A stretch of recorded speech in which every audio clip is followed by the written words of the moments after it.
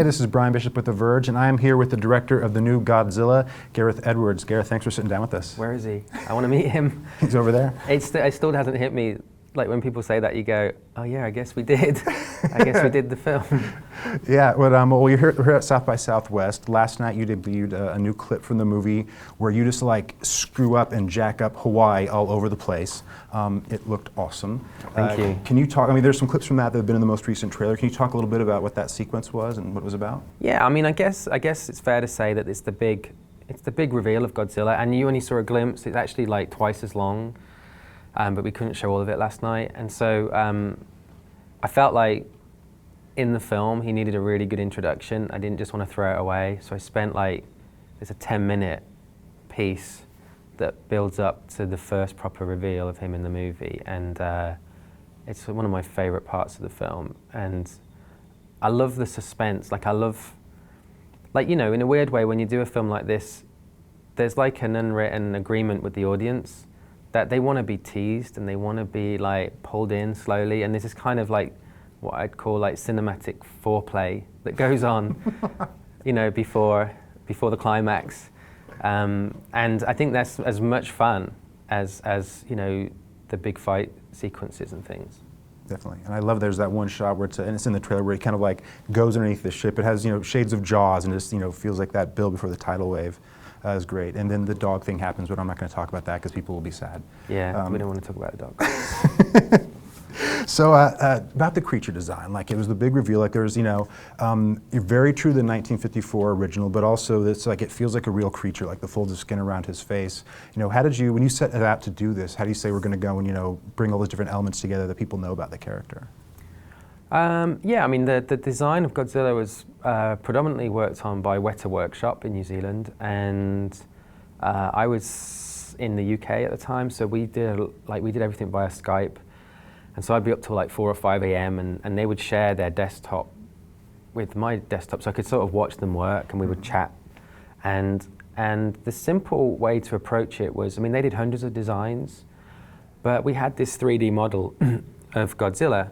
And an artist there called Andrew Baker was kind of in charge of pushing and pulling all the points and sculpting this thing. And we basically said to ourselves, like, we would turn it into a silhouette. So instead of seeing it all like a grey clay thing, it would be just pure black on white. And because it's such an iconic silhouette, and in our film, you see it as a silhouette, you know, a lot. So we wanted to get that right. And so basically we had this model, and we'd turn the silhouette until we saw, that doesn't look right, let's push and pull that, turn it a bit, well, now we've ruined this bit. And it's like a Rubik's Cube, like you get one side right, and you look, I've ruined the other side now. And our goal was to do this until we could rotate it 360 degrees and not want to change anything. Mm-hmm. And I thought that would take a few days, and it took months. And I am very hard on myself. I don't, like, often whatever I do, I think it could always be better. And I look at that sculpture that we have, I've got a copy in my office, and I have no regrets at all. I kind of go, okay, he's cool. Right. I'm really pleased with what we did there. Awesome. And what about, you know, you teased this before, other creatures being in the movie. Was it the same kind of process, and how did that, obviously monsters, there are many, many creatures in that film. Yeah, I mean, I think it's out there now that there is maybe something else in the film, obviously. Possibly. And we wanted to do something unique. Trying to find a unique monster in this day and age, one of the designers summed it up well, and they said it's like trying to find the last parking space at Disney World or something. It's like so many monsters have been done in so many films, like trying to come up with something that feels different is really hard. And we must have spent over a year or so designing whatever it is. And we basically looked at all our favorite monsters, from a T-Rex to H.R. Geiger's Alien, to Starship Troopers, to Jaws, to King Kong. Mm-hmm. And what is it about each one that makes them like so iconic? And then tried to dial those aspects in.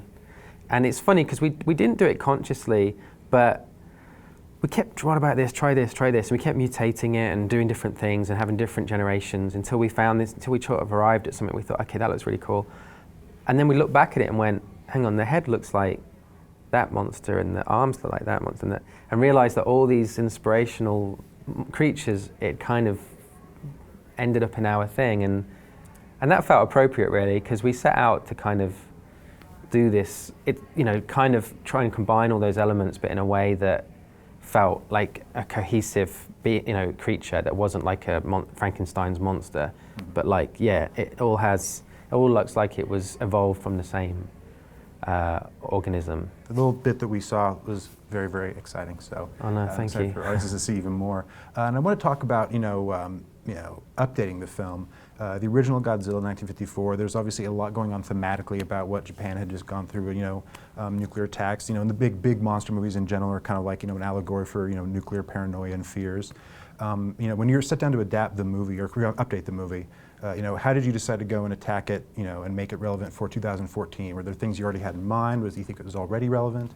No, I mean, I like a bit of meat on my bone, and I think, the great thing about good science fiction and fantasy is that they can work on two levels. Like, you can have, on one level, it's just a fun piece of entertainment, and you come to see monsters fighting or whatever it is, and and it's great.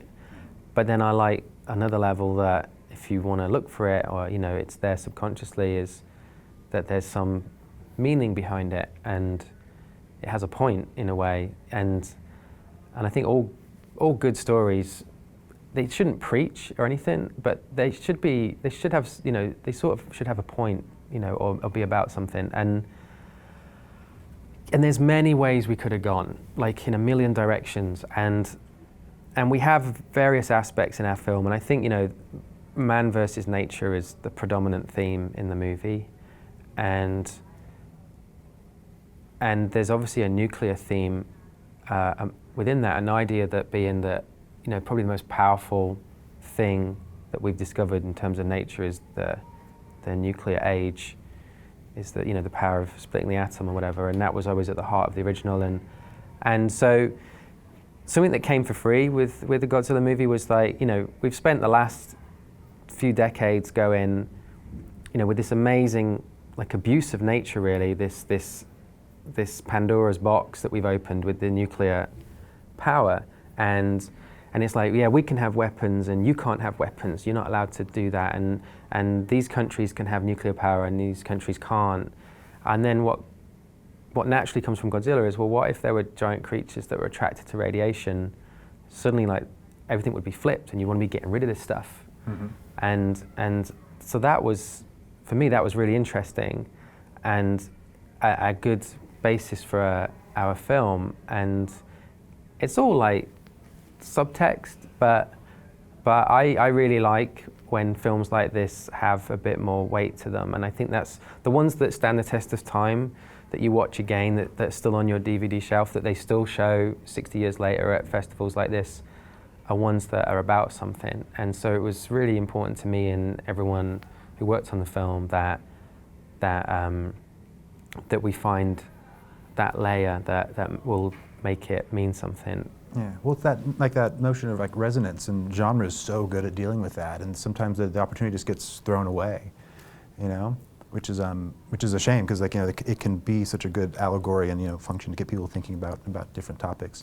I was wondering about the continuity of the universe. Like, where does this film fit into the continuity of the other films? Is it part of it? Do those films exist in this movie's universe? How does all the pieces fit together? The Godzilla movies don't exist in our universe, but monster movies exist. There's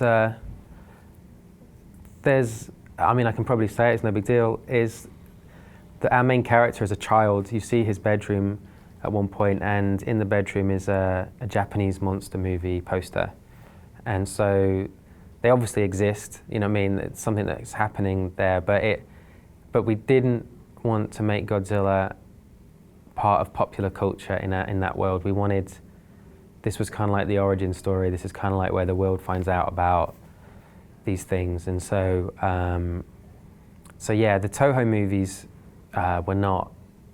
probably don't exist, obviously, in the world that we created. But I like to think, after the events in this film, there will be lots of monster movies being created in you know, about Godzilla in the world that we've set up.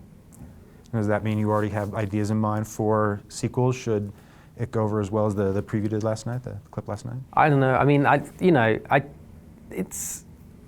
would, you know, obviously you make a film because you want people to like it and you want everyone to, you know, go see it, and I don't know how people are going to respond to it. Hopefully they will like it, but I feel like we've set up, like we've done the hard work of setting up this thing, and now like there's so much fun to be had. Like I get excited about what you could do, you know, after this, but I don't want to. I want to wait and see what people make of it, really, and see how everyone responds. Yeah, because it's up to everyone else if we get to do another one. So. Right. Well, I can't wait to go and see the movie. It comes out May 16th, I believe is the date. Yeah. So great. Great meeting you, and thanks so much for taking the time. Gareth, thank you. Have a great one. Thanks a lot. Cheers. Take care.